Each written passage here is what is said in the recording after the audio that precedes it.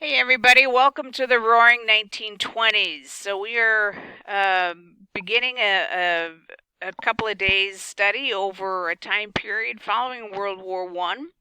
And just to kind of give you an idea of some statistics, in the United States in the 1920s, the population was just under 122 million people.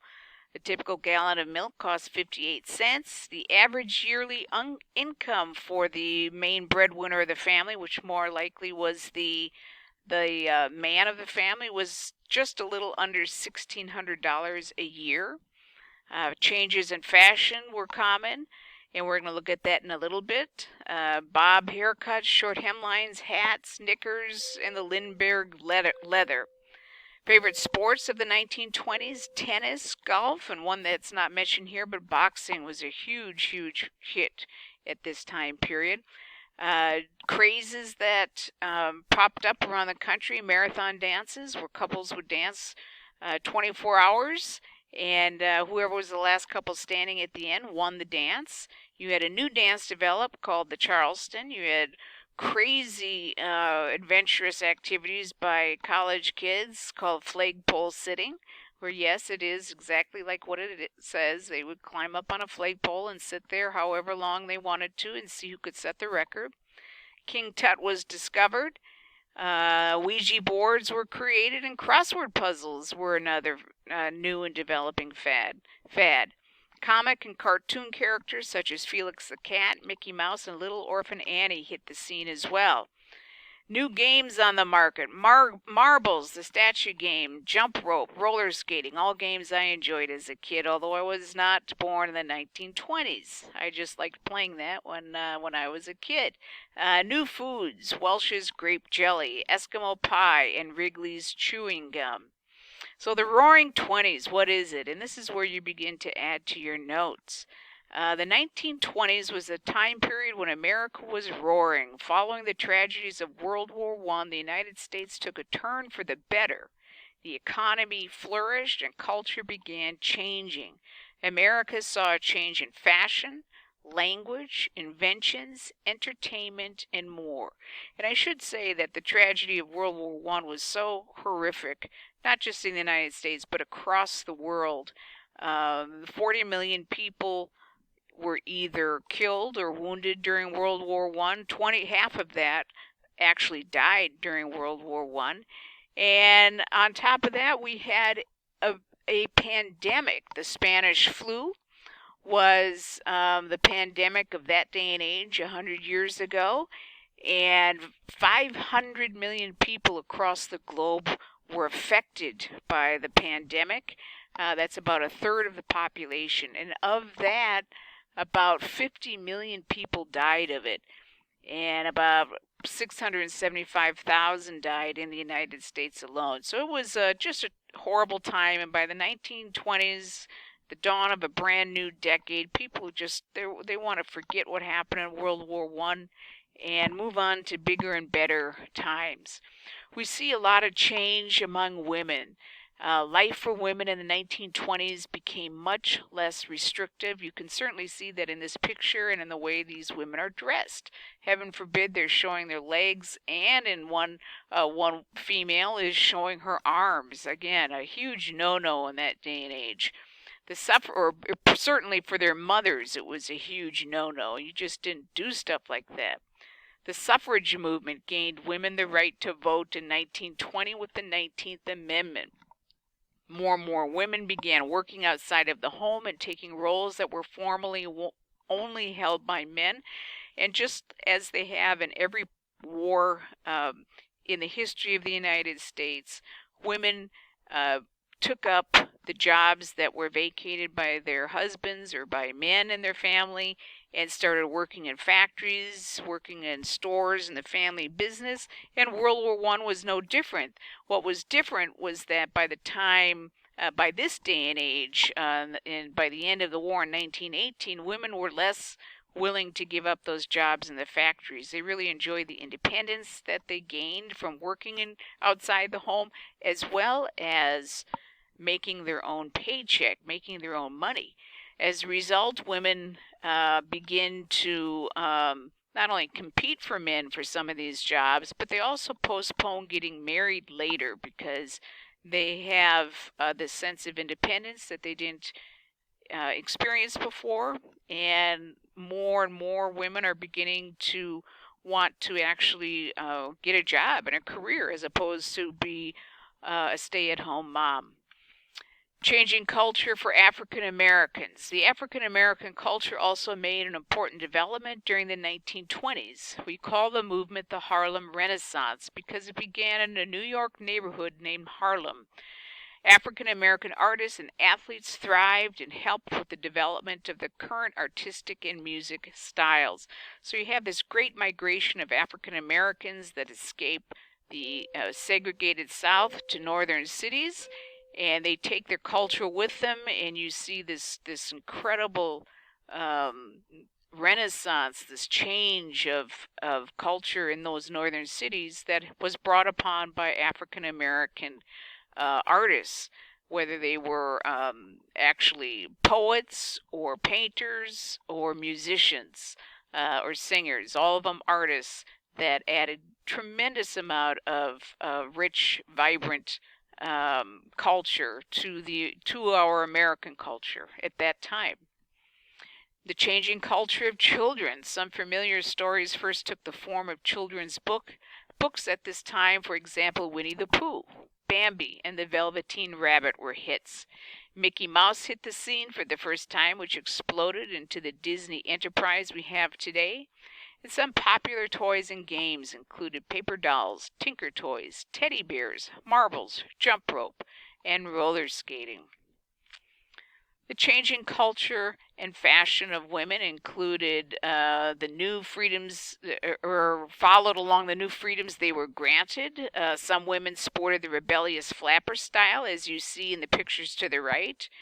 Short dresses. In some instances, that dress is just right below the knee, maybe even slightly above it. Shorter haircut. Dresses that were very kind of, there was no shape to them. There was just kind of one size fits all sort of like outfit. Showing more skin than they ever showed before, certainly than their mothers ever showed, or grandmothers or great-grandmothers ever showed when they were that age. Flappers had short hair, short dresses. They wore makeup. Oh my gosh, they wore makeup. That was a big deal. The makeup industry is going to explode in the 1920s, especially with the makeup business created by an African American woman named Madam C.J. Walker. Men's fashions will also be influenced at this time by gangsters that wore baggy suits, shiny shoes, and hats, and we'll talk a little bit more about gangsters in a bit. The changing culture of inventions. Wow, prosperous times for a community often bring about new inventions. In the early 1900s, Henry Ford invented the Model T car. During the 1920s, more common people began owning vehicles. Henry Ford perfected the assembly line in making Model T cars. His goal was to make cars that his own factory workers could afford to buy, and that meant he needed to make a lot of them. And so he perfected the assembly line. He made all the Model Ts one color, which was black. There was no, if you wanted a custom-made car that had some other features on it, likely you were more wealthy and could afford that. But otherwise, all the cars looked identical. And the idea was that you make one kind of car, you get them off the assembly line, and the more you have in circulation, the cheaper they are for people to buy. And so his goal was to create a vast quantity of cars for more people to buy. And that brought the price of those cars down. Zippers became a popular new invention for the fashion industry instead of the button-up pants that existed previous to this. Other memorable inventions included Band-Aids, disposable tissues, and chewing gum. Changing culture of entertainment. The radio was the most popular form of home entertainment. This took the place of modern-day television. Families would sit in their homes and listen to popular episodes in music. Movies also gained popularity in the 1920s. At that time, movies moved from silent to talkies. Charlie Chaplin was one of the most popular actors of that day and age. The changing culture of music. The style of music changed greatly during the 1920s, earning the nickname the Jazz Age. Many musicians, such as Louis Armstrong, Duke Ellington, and King Oliver, still influence music to this day. The development of the blues style of music also began at this time. Prohibition. One of the most memorable aspects of the 1920s was called Prohibition. In 1919, Congress passed the 18th Amendment. This made the making and selling of alcohol illegal and hopefully helped to solve some of the societal problems that were caused by alcohol, such as broken homes, men that spent their paychecks on alcohol, men that drank alcohol and gambled, and so forth. So the government hoped to lower crime and raise the quality of life by making alcohol illegal. All it did, however, though, was lead to the rise of organized crime, such as gangsters, as you see on this screen. Unfortunately, people rebelled against the law and began making and selling their own alcohol illegally. Illegal bars called speakeasies popped up across the country. Gangsters became alcohol smugglers and sold alcohol to illegal speakeasies. One of the most famous gangsters of the day was Al Capone. Mr. Capone became incredibly wealthy from this illegal business. He and his gangsters were very violent and controlled large areas and people. This just happens to be my grandfather in central Wisconsin, in my hometown in Marshville, Wisconsin, and this is his gas station, and his gas station happened to be right on the route of Al Capone and many other gangsters that would travel from Chicago and other Midwestern states after they committed crimes, and they would escape to northern Wisconsin to hide out. Well, they would stop at my grandfather's gas station for gasoline to fill up their Model T cars, and they paid my grandfather in illegal alcohol. Prohibition ended in 1933 with the 21st Amendment. So think about the government's goal with prohibition. Was the goal reached with regard to ending crime and lowering crime during this time? I'll let you decide whether or not that actually was the outcome. Important people. Emilia Earhart was the first female pilot to fly solo across the Atlantic Ocean. She later disappeared without a trace while attempting to fly around the world. Babe Ruth is one of the most famous baseball players of all time. He set records for home runs and is a member of the Baseball Hall of Fame. Important people. Bessie Smith was a blues singer. Her accomplishments were high for an African-American entertainer at the time. Bessie made $2,000 a week at her height and recorded many albums. Louis Armstrong was another important musician. He was a leader in the jazz movement and is known for his scat singing. This means he sang nonsense sounds in the place of words to simulate instruments. Other important people. F. Scott Fitzgerald was an important author. He wrote for the Saturday Evening Post and many of his own novels.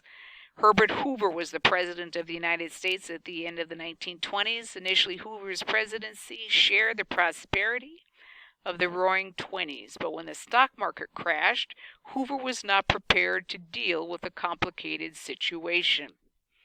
An end of the era. The end of the Roaring Twenties came suddenly on October 24th, 1929. On this Black Tuesday, the stock market crashed and the wealth of many Americans was lost. The time period following this event is known as the Great Depression. This period was extremely difficult financially, and many people lost jobs, food, homes, etc. And we will talk about that time period next. Let me know if you have any questions. Take care.